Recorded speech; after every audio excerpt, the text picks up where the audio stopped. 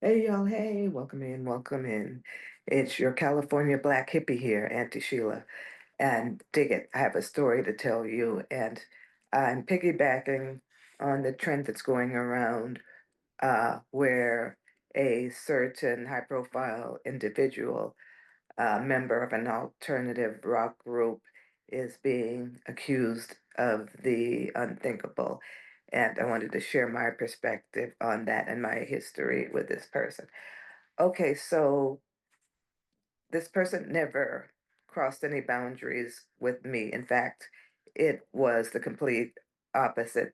Even though we ran in the same circles, I had very little interaction with this person, limited, curated experience with this person. Um, because I was not part of their inner circle. Dig this. I was actually in their video back in the 90s, right? They shot it at the Abigail Hotel here in San Francisco. I'll take you all over there once. But I was in a group dance scene with a lot of my friends, and I did not see anything inappropriate going on. I noticed that this person was just very detailed, very professional as to the way they wanted this video to be presented. Now, I don't know how, I can't remember how I even got recruited to be an extra in this video because check this out. In the 90s, there was a Black Renaissance going on in San Francisco, right? We had musicians, poets, visual artists, activists. The San Francisco was sort of a nucleus. So being a California Black hippie themselves, they ran in some of the same circles that I ran in. And when this person was rising to fame, they stuck up a friendship with one of the editors on one of the publications that I was working with, one of the community, you know, Black newspapers, music newspapers, whatever, right? I was a staff writer that. So because I'm a California Black hippie and because I wrote about music, my editor thought that I might be a good part of this person's team. So the person told me, look, watch that person.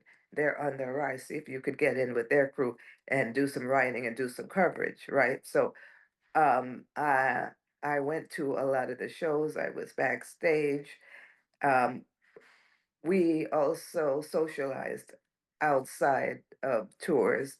We attended a lot of the same weddings, funerals, baby showers, house parties, etc., etc. But despite being in some of the same circles, this person did not really allow me into their inner circle. Dig it? So it was like meet, greet, smile, hi, bye, hug, bye, right? Or interview and then off to the next thing, right? So it seemed to me that in the 90s, this person's circle was sort of made up of people with a certain look, if you know what I mean. So when it came to me in this person's camp, I was pretty much an inside outsider, an outside insider, however you want to put it. But so I didn't see nothing, right? And so it was weird.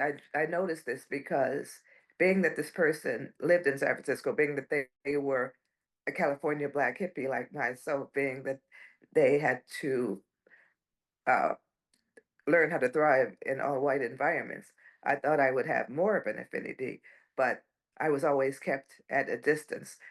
So it seems that this circle, even though it was a Black Renaissance, the women that got into that circle were so, not as richly melanated as I was, or hair less 4C, definitely taller because as a short Black chick in San Francisco, I wasn't always the first to be called for the party list, if you know what I mean. If you know, you know.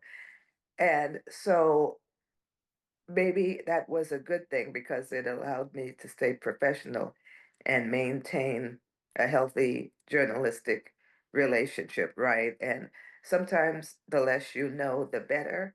sometimes the less you know about a person's shadow side, that will keep you out of harm's way because dig this, you don't need the person's shadow side in your head. You don't want to be exposed to it. If you're being objective as a journalist, you don't want to be put in a position where you have to expose this person or report on them, get sued, get, whitelisted, get shadow banned, right? You don't want all these things to happen to you. So you mind your own business. And, I've always had somewhat of a good girl aesthetic.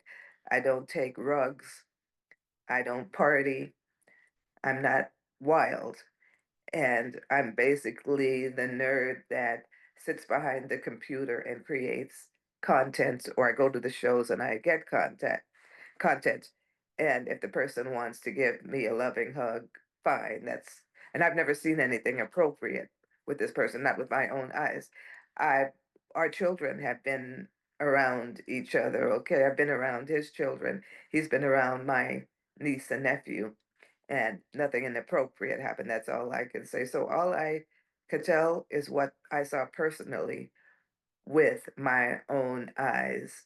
You dig? No matter how much gossip I hear about a person, you'll never see me report on it or write about it because if it's not true, it could fall back on you and you could get sued for libel and slander, right? You get it. So Auntie went to journalism school and Auntie had to take an ethics class, right? So, and that's one reason I'm not using this person's name because I personally did not witness anything. All I could say is I wish for the complete healing and understanding of both parties involved, and I hope, wow, if someone did someone wrong, I hope they apologize and they're redemptive. And I hope the other party feels victimized gets the healing, healing, and closure they need. But you know, that's one more example of how you should protect yourself in the workplace. Definitely, you should always have clear boundaries. And if you see something that's not right, stay out of it. Okay, love y'all. Bye bye.